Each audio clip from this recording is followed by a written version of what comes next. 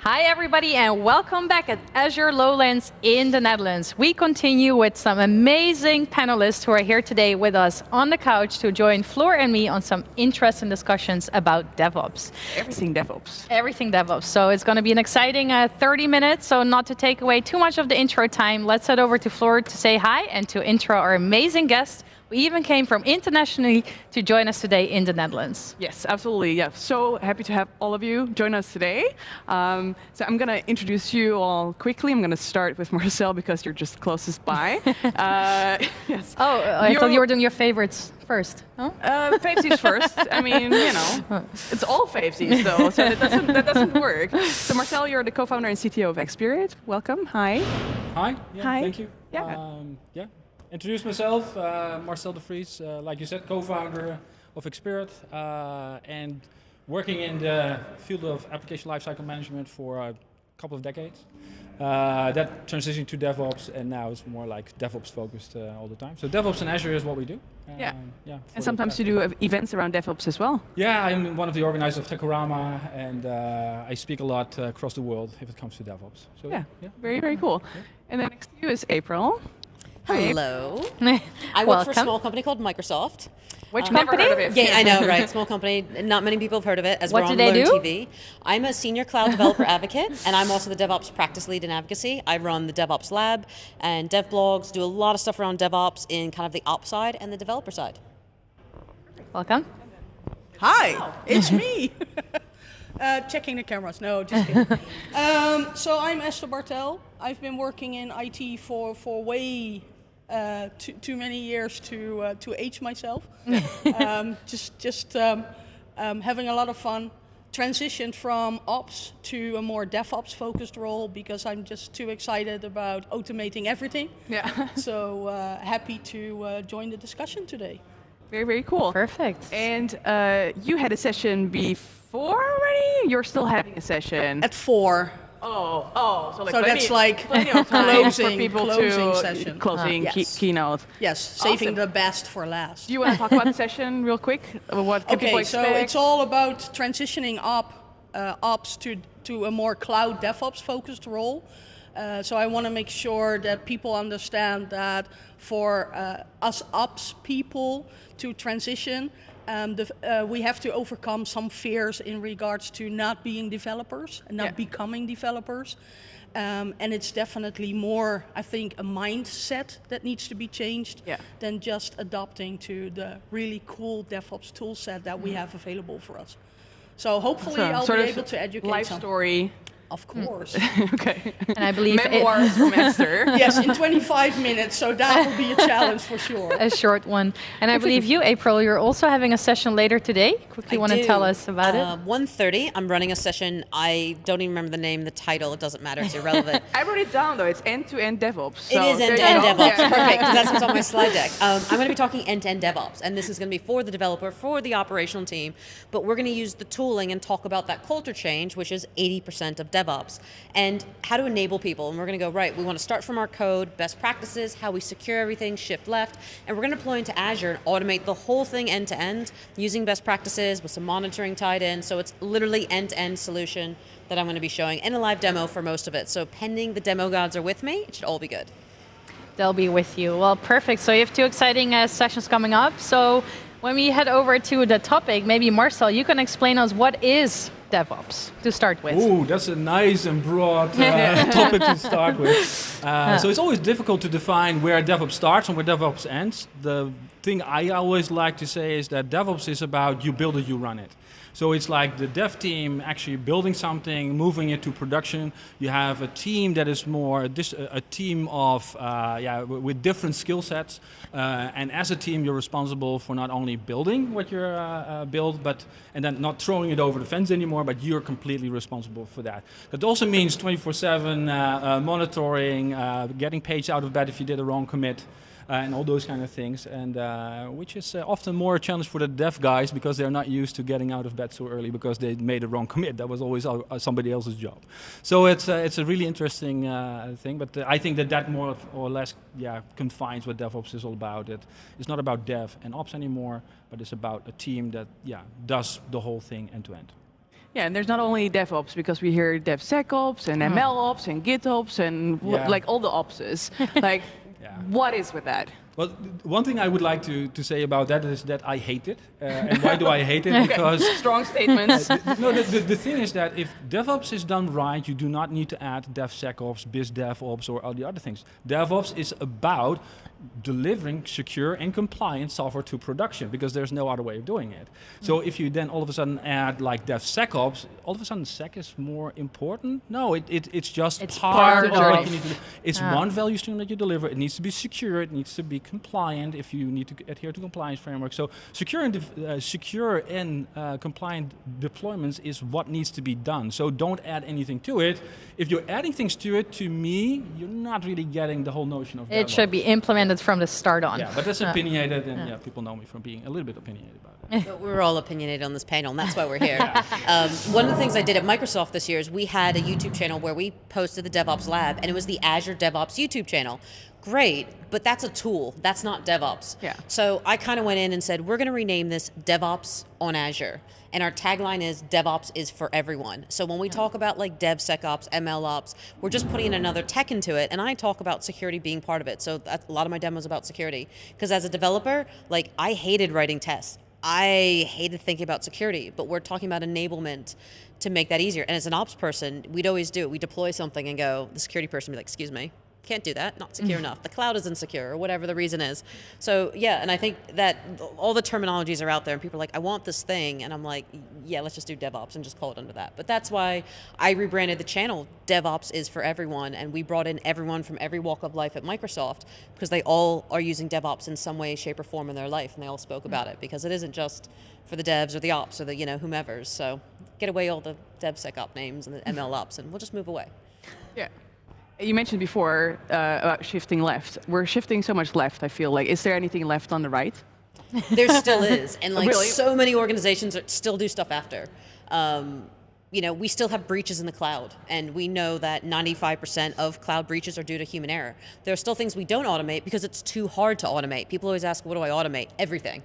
But the reality is, like, if it takes us 3 weeks to automate something that we do in 30 seconds, some of us don't always find that value, right? And we're just like, we'll just do it. It's only 30 seconds. So sometimes it's hard.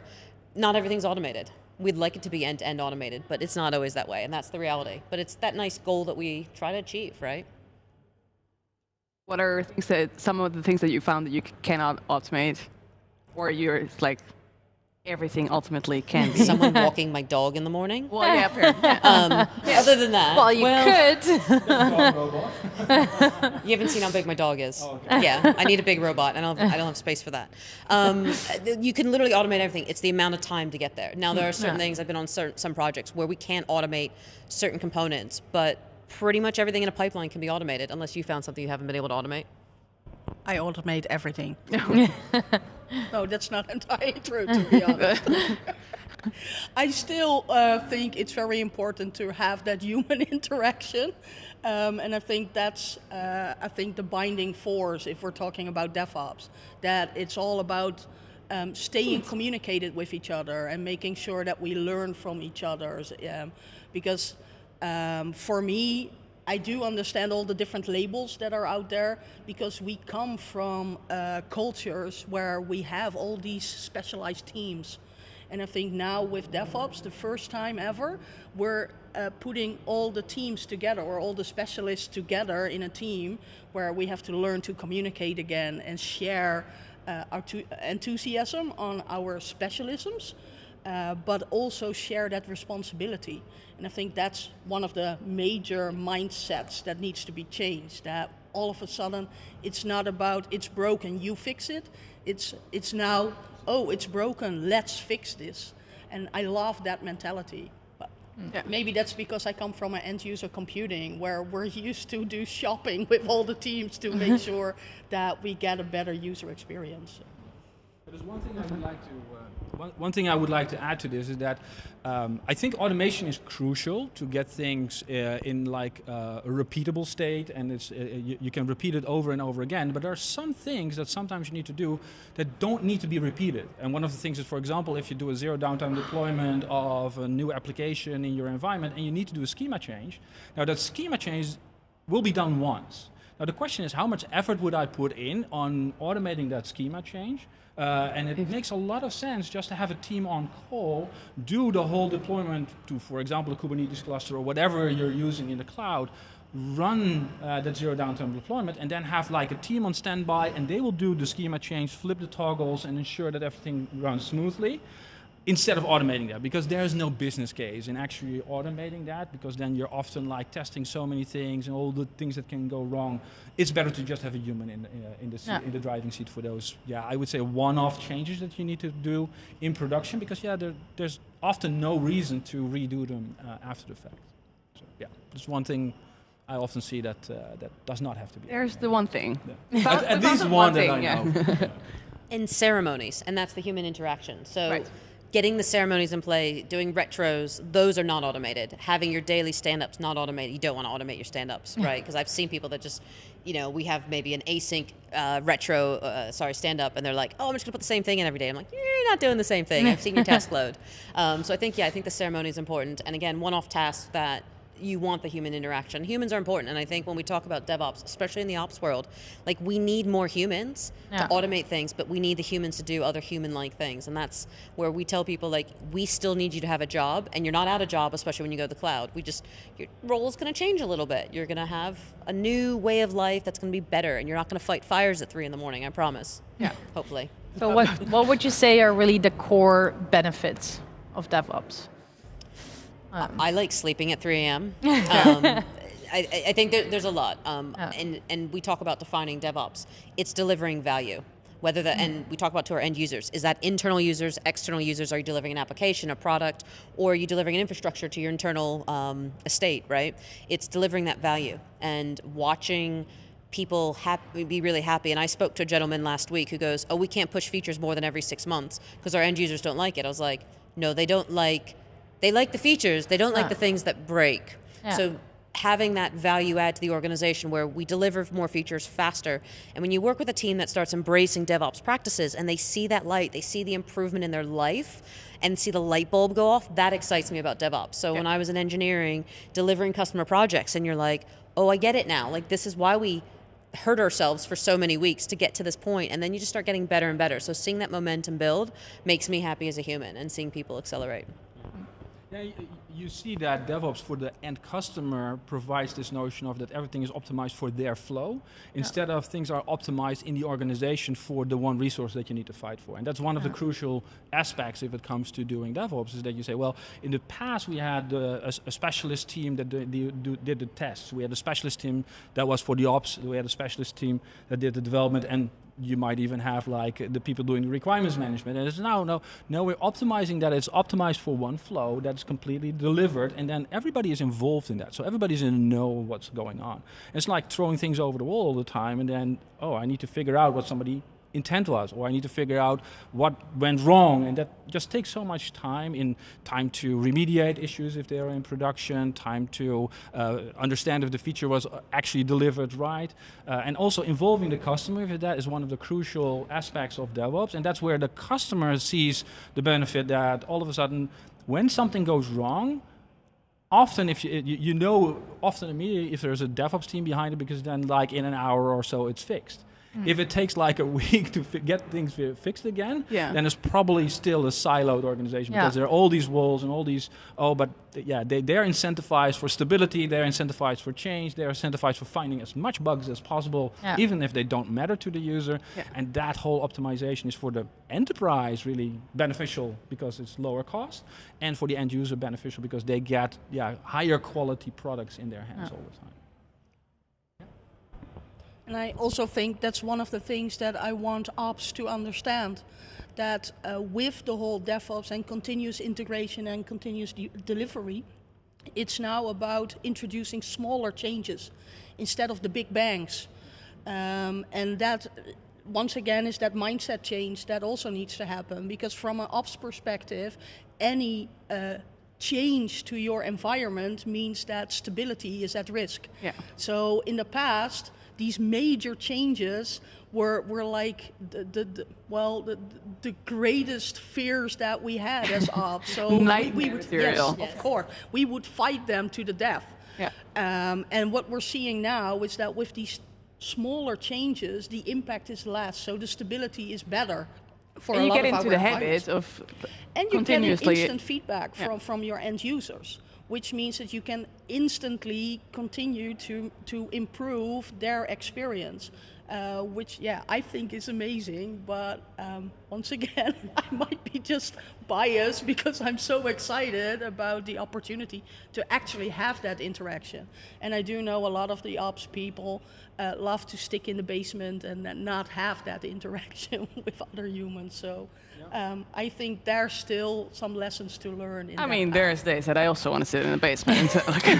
Oh, don't get me wrong. I just love this working Are we still from home. live? I love my own bubble, but it is good to interact as we're experienced today again. So Is there anything that people are preaching that is like the new thing in DevOps where you're just like, no, it's not. Please, like, keep it away. Except for ML ops and all of those things. Like Well, that's the thing, right? So what you see is that then all of a sudden now we need to do GitOps. Yeah, what does that mean? Well, we are delivering from Git straight away to without any checks and balances. And what is it that actually entails? And then, of course, that's great if you're a shop that sells Git or sells something like that. But you see that, and that's one of the things that in our industry, I think we have grown very well if it comes to luring people into something or get a new silver bullet in, is that we have all these vendors that then say, well, there's this thing going on, and now it's, for example, SRE, Site Reliability Engineering. And then you get, well, is that the same? What is it? Well, it's Google did something that worked in their Google bubble, right? And that does not mean that it all of a sudden will work in your bubble. And that's one of the things that you see that we call them best practices, but we forget that the context does not translate. So you can only use it in that particular context. And if the context is transferable, then it might be a best practice. And we need to be aware of that. And that's what I see often. And at the moment, you see then SRE coming in, GitOps coming in, then the whole DevSecOps thing, which is coming in. One thing that I do see, which we should pay more attention to in my idea, is that the whole notion of supply chain management. And the notion that your software nowadays is not really about building software, but more like assembling software. There's so much stuff that you get. I just recently did a blog post on a new phenomena that I see is called bit rot. It was there in the 60s where we had magnetic tapes that all of a sudden got spotty and you couldn't read the images anymore. Nowadays, if you create software and you don't touch it for, let's say, 4 weeks, all of a sudden you got like 20 known vulnerabilities in your software. How does that happen? Well, that has to do with the supply chain that you need to secure. That's how the SolarWinds attacks were created. And we need to have much more awareness if it comes to this. Everything is automated, which is great, but is it secure what you deliver? And you need to change your mindset also to assume breach instead of thinking that you're safe. And then you get a whole different mindset, a whole different way of getting these things. So that's often also known as a danger, right? Where companies would think, oh, we will not get attacked. Like, why would they attack us? Or well, the funny thing, this funny story is that we are not like a huge shop, right? I mean, we're, what is it, like 65 people at the moment in Netherlands and Belgium and Germany. We are under constant attack. And I became apparently aware of that because all of a sudden I got this phone call and people, are you Marcel? Yes. And then all of a sudden they hang up, and then we see in our Active Directory all of a sudden that people are trying to breach in because there was this SMS challenge that was going on. That was 5 years ago, but all of a sudden like you're a small shop, but they try to get in, and what they try to do is then get in such a way that you don't notice it. And then especially with the supply chain, is really risky at the moment. And I think that GitHub is doing an awesome job in that space if it comes to securing the supply chain. Also, of course, vendors like Black Duck, White Source that try to help mitigate those issues and at least get visibility in what are the known vulnerabilities that become part of your software. And what I did is I did a .NET new of a project which was just a simple React Hello World app. And it was like 1,400 packages that you pull in from the outside world. And it was already 23 known vulnerabilities the moment I created the app. So I'm immediately vulnerable to all kinds of stuff that I need to fix.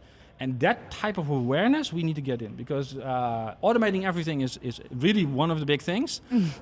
But the understanding that you need to secure that supply chain is really crucial, I think, for the next year to come at least.